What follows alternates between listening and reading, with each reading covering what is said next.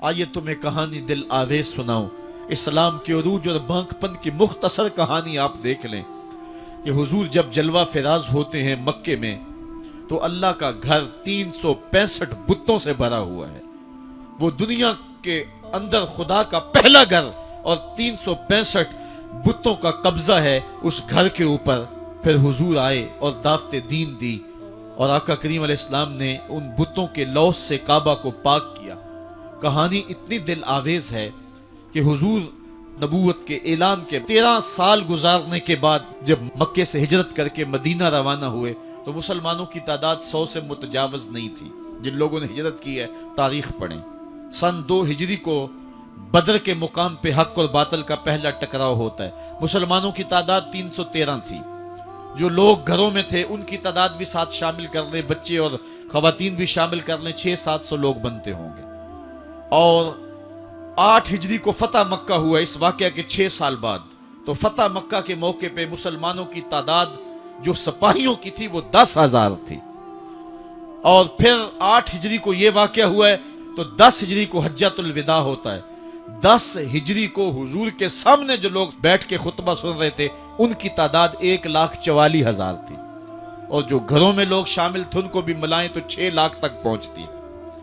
حضرت صدیق اکبر رضی اللہ تعالیٰ عنہ 2 سال 2 ماہ اور کچھ دن تخت خلافت پہ رہے ہیں، اور آپ کے ادوار کی فتوحات کو اگر اس کی ایوریج نکالیں تو ایک دن میں 80 مربع میل علاقہ روزانہ فتح ہوتا ہے۔ حضرت عمر کا دور دیکھیے، حضرت عمر کے زمانے میں اسلامی حدود 23 لاکھ مربع میل تک پھیل گئی ہیں۔ محمد بن قاسم جب سندھ میں آیا ہے تو یہ بہت بعد کی کہانی نہیں ہے، یہ 92 ہجری کی کہانی ہے۔ ابھی صحابہ موجود تھے۔ ادھر اندلس کے دروازے پہ طارق بن زیاد دستک دے رہا ہے تو وہ تابعی ہے، اور یہ بھی 92 ہجری کی کہانی ہے۔ ادھر سندھ تک مسلمان پہنچ گئے، ادھر وہاں تک پہنچ گئے۔ آپ چائنا میں جا کے دیکھیں، حضرت سعد بن ابی وقاص صحابی کی قبر وہاں ہے، وہ وہاں تک پہنچے۔ ماوراء نہر کا علاقہ بھی فتح ہو گیا، ادھر آرمینیا تک پہنچے۔ یہ تھوڑے سے عرصے کے اندر عظیمتوں کی کیسی داستان رقم کی۔ اقبال تڑپ کے کہتا ہے، دی ازانے کبھی یورپ کے کلیساؤں میں، کبھی افریقہ کے تپتے ہوئے صحراؤں میں، دشت و دشت دریا بھی نہ چھوڑے ہم نے، بحر ظلمات میں دوڑا دیے گھوڑے ہم نے۔ آج دیکھیں جا کر کے جبل طارق کو، جہاں وہ 500 قدوسی وہاں نکلے تھے، وقت کے حکمران نے اپنے جاسوس کو بھیجا، دیکھ کیا وہ کون لوگ ہیں، کہاں سے آئے ہیں اور کتنی تعداد ہے۔ تو جا کر کے جاسوس نے کہا پتہ نہیں زمین سے نکلے ہیں یا آسمان سے اترے ہیں، اور ان کی تعداد 500 سے آگے پیچھے ہے۔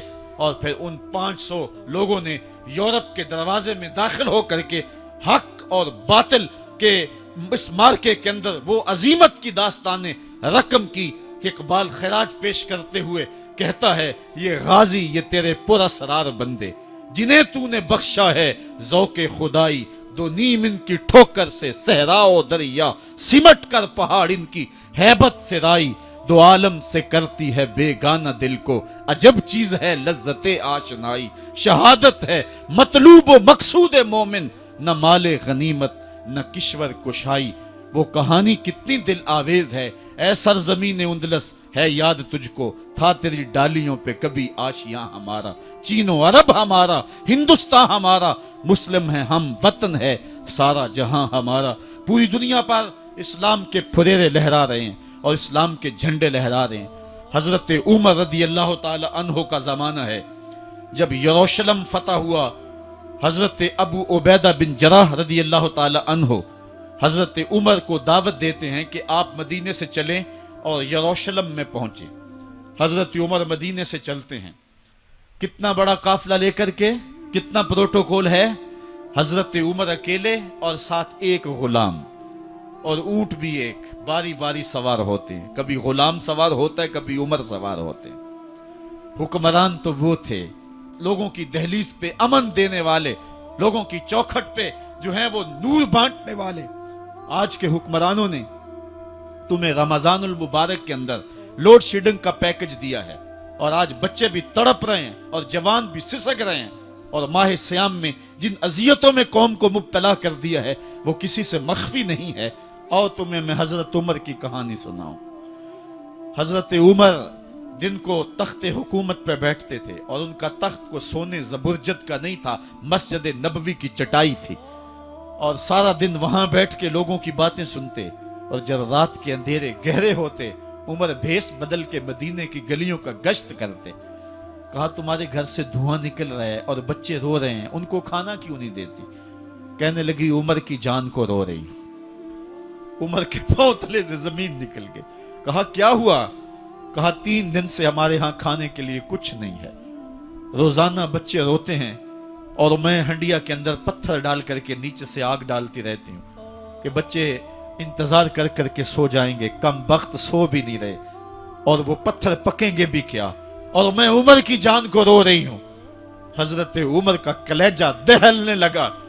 फौरन पलटे, वापस बैतुल माल में आए, घी का एक कनस्तर लिया, आटे की बोरी ली, मिर्च मसाला जात बहुत कुछ उठाया, अपने कंधे पे रखा, बोरी अपनी कमर पे लादी।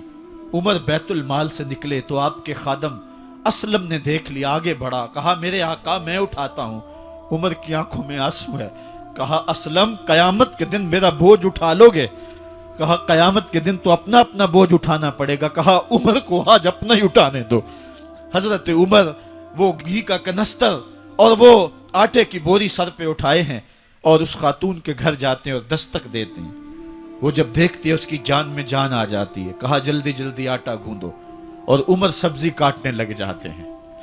हजरत उमर रदी अल्लाह ताला अन्हो सब्जी तैयार कर देते, उधर आटा गूंद जाता है, और फिर ऊपर चूल्हा रखा जाता है, चूल्हे के अंदर आग रखी जाती है, वो खाना पकाने लगती है, आग बुझती है। तारीख ने लिखा है आग बुझने लगती है, उमर झुक करके फूंके मारता है।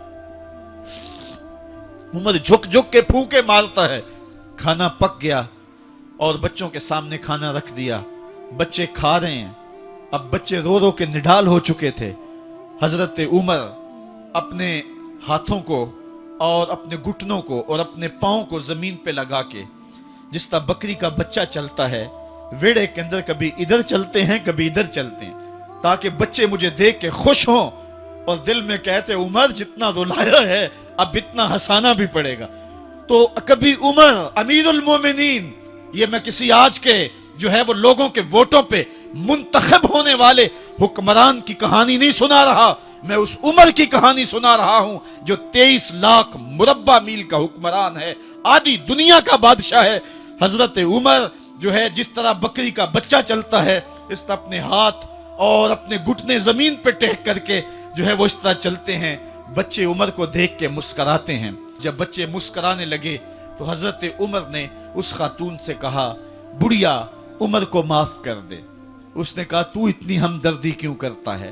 कहा उमर बेचारा बड़ा फंसा हुआ है, फिक्र है उसको यरमूक को, फुस्ता तो हुलवान की, जब फतह है मिस्र तो तैयारी है ईरान की, आते जाते वफद से मुलाकात भी करता होगा, आते जाते वफद से मुलाकात भी करता होगा, और शब को मालूम हालात भी करता होगा। कांटों में उलझी हुई बेचारे की जान है, नींद उसको भी आती है, आखिर वो इंसान है, मेरी बहन उमर को माफ कर दे। उसने कहा नाना उमर की बात मेरे सामने न कर, कयामत का दिन होगा, उमर का गिरेबान होगा और मेरा हाथ होगा। जब उसने ये बात कही तो उमर बर्दाश्त न कर सके, बच्चों की तरह बिलक बिलक कर रोने लगे। कहा वो बदनसीब उमर तेरे सामने है, आज ही कहला जो कहना है, कयामत के दिन मुझे माफ रखना। उसने कहा तू उमर है? कहा बदनसीब उमर तेरे सामने खड़ा हूं। मेरे उमर कहते हैं अगर दजला के किनारे एक बकरी का बच्चा भी प्यासा मर गया उसका हिसाब भी उमर से लिया जाएगा। अल्लाह अकबर। मैं इस हजरत उमर की कहानी सुनाने लगा था। हजरत उमर निकले यरूशलेम में, एक ऊंट है एक गुलाम है, कभी वो सवार होता है कभी आप बारी मुकर्रर की है। जब करीब पहुंचे यरूशलेम के तो उमर की बारी नकेल पकड़ने की और गुलाम की बारी ऊपर सवार होने की आ गई। गुलाम ने कहा आका मैं मर्जी से अपनी बारी छोड़ता हूं, आप आ जाएं, दुश्मनों के मफतूहा इलाके में आ रहे हैं, ताजा ताजा इलाका फतह हुआ है, इस्लाम की शान व शौकत जाहिर हो। उमर ने कहा इस्लाम की शान व शौकत ऐसे जाहिर नहीं होती है, अपनी बारी पे तुम बैठोगे, अपनी बारी पे मैं बैठूंगा। लोग मुंतजिर खड़े हैं, دور سے جب دیکھا کہا اس کی ہیبت سے کانپتے تھے ہم، یہ تو کوئی حبشی لگتا ہے، رنگ کالا ہے، ہونٹ موٹے ہیں، اس سے تو زیادہ حسین اس کا غلام ہے جو آگے آگے چل رہا ہے۔ حضرت ابو عبیدہ نے کہا دھوکہ کھا رہے ہو، ہمارا آقا وہ نہیں ہے جو اونٹنی کے اوپر سوار ہے، ہمارا آقا وہ ہے جو لگام تھامے آگے آگے چل رہا ہے۔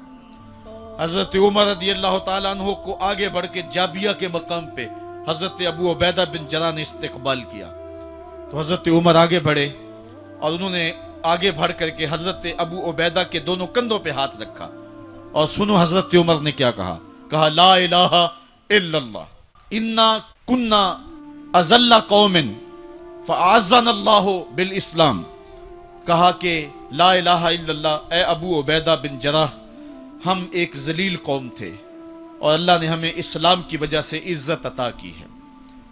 اور میں تمہیں ایک تاریخ ساز بات کہنے لگا ہوں، اور وہ یہ ہے کہ جب تک ہم اس عزت والے اسلام کے دامن کو تھامے رہیں گے ہماری عزت قائم رہے گی، اور جب اسلام کے علاوہ کسی اور جگہ سے عزت ڈھونڈیں گے تو رسوا کر کے رکھ دیے جائیں گے۔